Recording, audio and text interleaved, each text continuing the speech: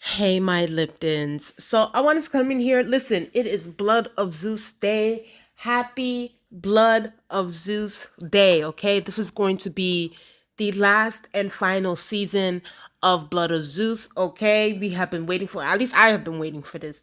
The stands have been waiting for this, okay? And I am a part of that stand group.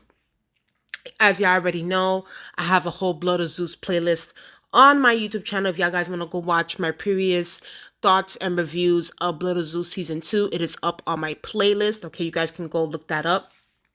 But usually for my Blood of Zeus reviews, I know like for last year's season 2, I meshed up a few of the episodes together and like reviewed like episode 1 and 2 together.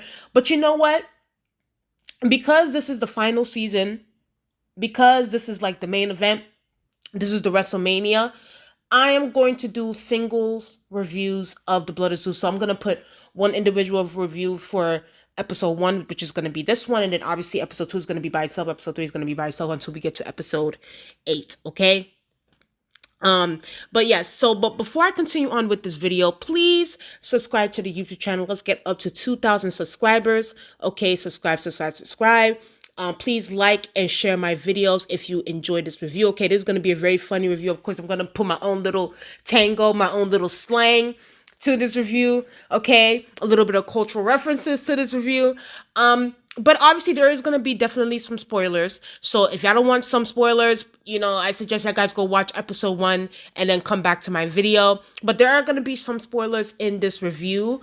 But I don't want to give too much, but there is going to be definitely a little bit of spoilers because I do definitely need to discuss a few things on this episode. Okay, so this episode, of course, it started off with a bang. It started off with a bang.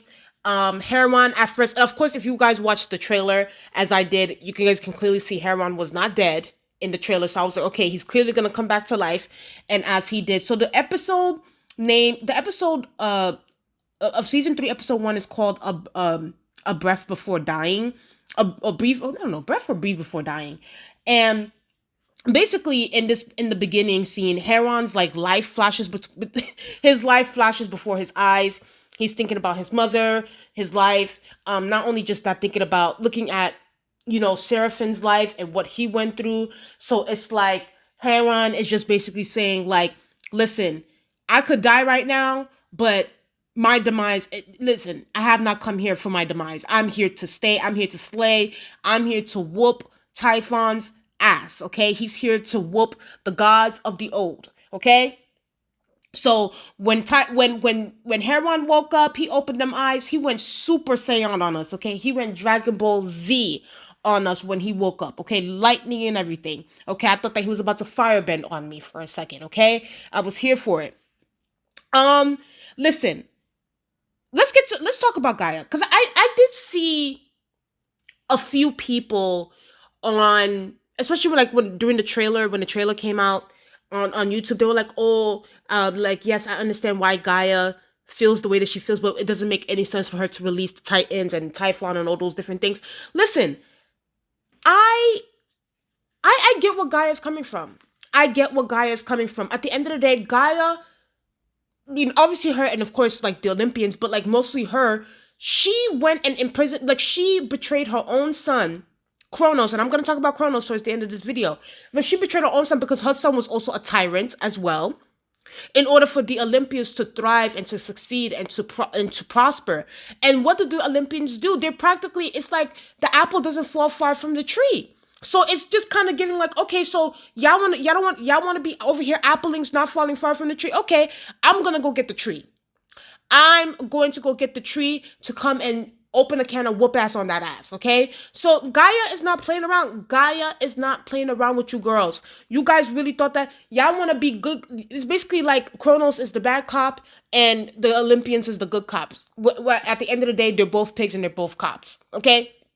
So it's just like Gaia basically said, this war will continue until peace is brought on. So hopefully the Olympians can actually put their thinking caps on and their critical thinking caps on so that they can actually work together, as Hera said in the trailer, and actually bring in prosperity and peace within mankind and obviously within Olympus. Okay, so I definitely understood where Gaia was coming from. Like I feel like the Olympians needed this, and honestly, I'll talk about that later. I'll talk about that later. But first, let's get into the review. Okay. Let's talk about. Okay. All right. So, God, Heron and Seraphim. Listen, the only thing I can really say when it comes to Heron and said, oh, before I get to that, I'm sorry. Before I get to that, because Typhon came in there. He was really. Typhon really came in there stomping, okay? He was stomping a mud hole in those Olympian asses and walking it dry, okay? No Stone Cold Steve Austin, okay? Typhon was really doing it. Heron then went to Grandma Gaia. He was like, Grandma, I'm not feeling this. I am not feeling this. I don't know what you did. Like, and you can tell Gaia still really feels bad. Like, she can really tell, like, Heron is really has a good heart. Apart from like her children and her grandchildren, like Gaia truly sees that Heron, her great-grandchild, is a good person. Like he has a good heart. And she was like, listen, this was not meant for you. This was meant for the Olympians. The Olympians, they don't know they're a product of tyranny. And they're continuously that tyranny. It's like basically like hurt people. And listen, Grandma Gaia said, listen, this punishment is meant for the Olympians, for order must be restored, okay? So, listen, and I agree with her. I definitely agree with her. I agree with everything that she is saying. But when we get to Heron and Seraphim, honestly, the only words that I can really come up with these two is, in the words of Jay-Z, nobody wins when the family feuds, okay? That's all I'm going to say on that. Nobody wins when the family feuds. Y'all need to, especially Seraphim, okay? Seraphim, I get it. Everything you went through, the PTSD. But listen, you're not the only one that has PTSD, Seraphim, okay? So does Heron, and Heron is still out here trying to bring peace and prosperity. You need to put your anger to the side for a second. Put it to the side. Low-key, I feel like Seraphim is low-key giving me like, what's his name? Star-Lord. He's giving me Star-Lord from like the events, like from Guardians of the Galaxy. Yeah, I remember how Star-Lord acted in Avengers Infinity War, what he did. That's low-key what Seraphim is giving me. And it's just like, Seraphim, like, I get it. I get the emotions that you're going through. But we have a plan, and you need to go forward with this plan. And if you don't want to stay on code and stay on plan, you can get the fuck off my ship. Okay? So all I can say is, and I know Heron is, oh my God, Heron is trying so hard with Seraphim. He's trying so hard. But Seraphim is so stubborn and headstrong. And it's just like, if he get towards like, as I continue on with these episodes and Seraphim gives me Star-Lord, I'm gonna be mad and I'm gonna drag the shit out of him. Okay? I'm gonna actually have to do a roast video of him. But I understand where he's coming from. I understand the PTSD, but it's like, listen, you're not the only one that has PTSD, so does Heron. Yes, so let's continue. Aries girl, listen, y'all already know on this channel, and I talked about it in a different video, my Blood of Zeus episodes. I don't like Aries. His attitude is just nasty. He really thought that he was Billy Badass. He really he really thought that he can go against Typhon. He really thought that he can go against that Titan. The thing about Aries, I feel like he tends to overcompensate a lot. Maybe it's because, like, you know, he's seen his father Zeus just cheat on his mom, favor other kids over him. Maybe that's why he's overcompensating on being like tough and buff and, you know, like almost like a frat boy. Like, Aries gives me frat boy tease. And honestly, he found out fat meat is greasy, because when I tell you Typhon, Typhon whooped that ass, okay? And I want y'all guys to go watch this episode to go see what Typhon did, okay? Aries really thought that he was Billy Badass. Like, Aries really thought that he was gonna give Captain Save a Hoe.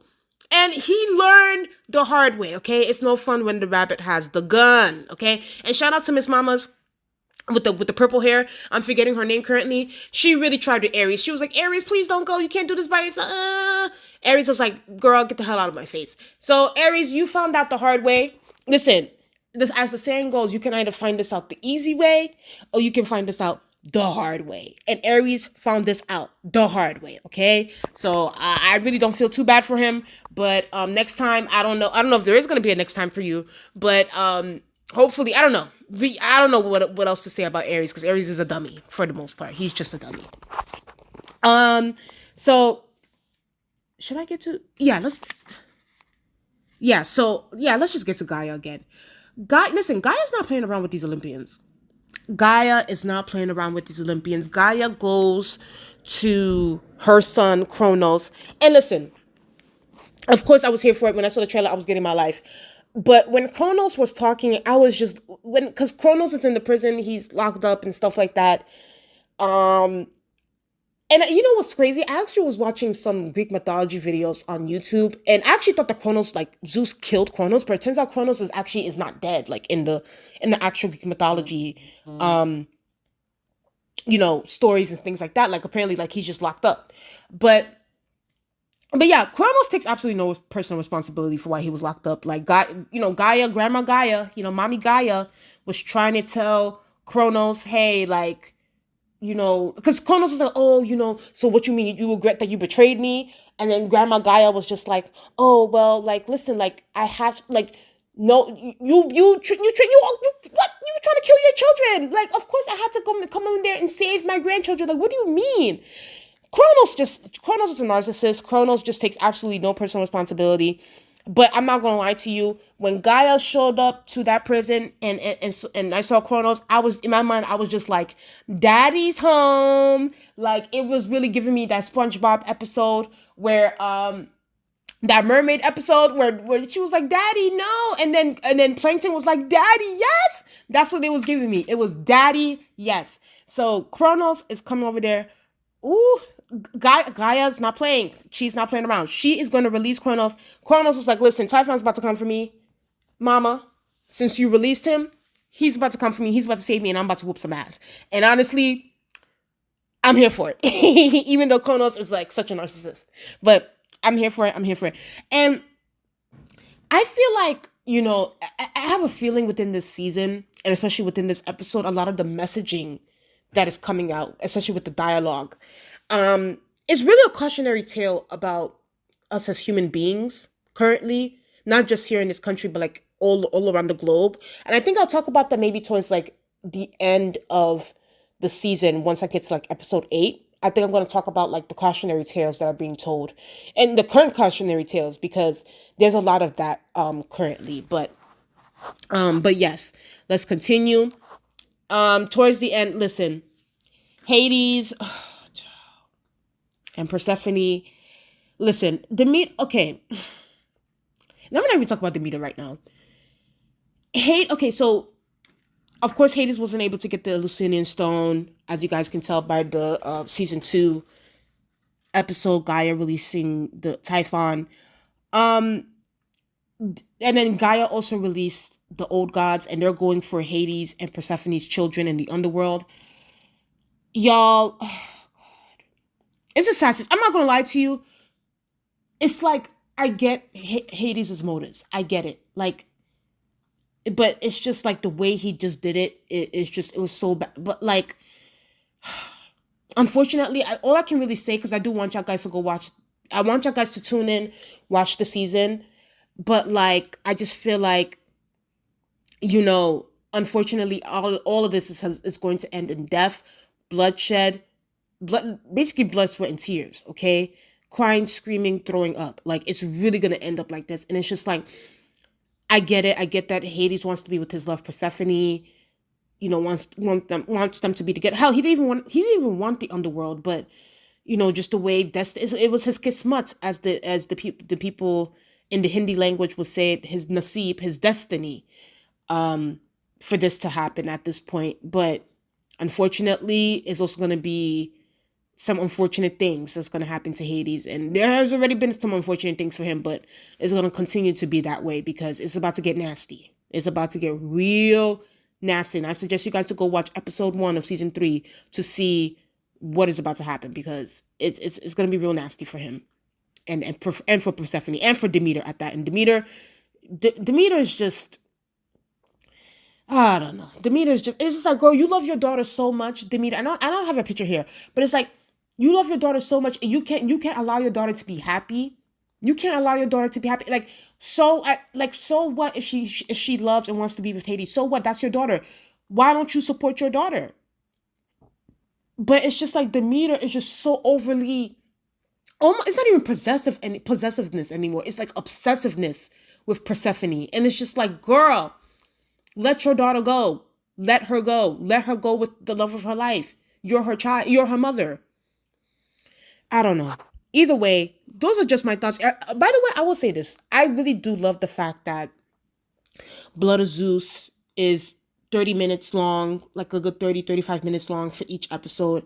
It keeps us engaged, and it keeps us like, as far as like the sense of urgency to continue to the next episode, which I'm about to watch the next episode right now.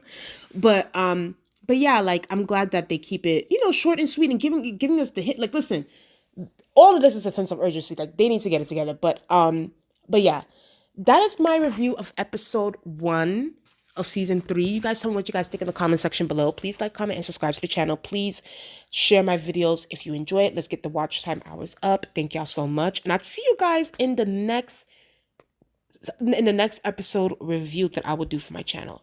Bye, my Liptons.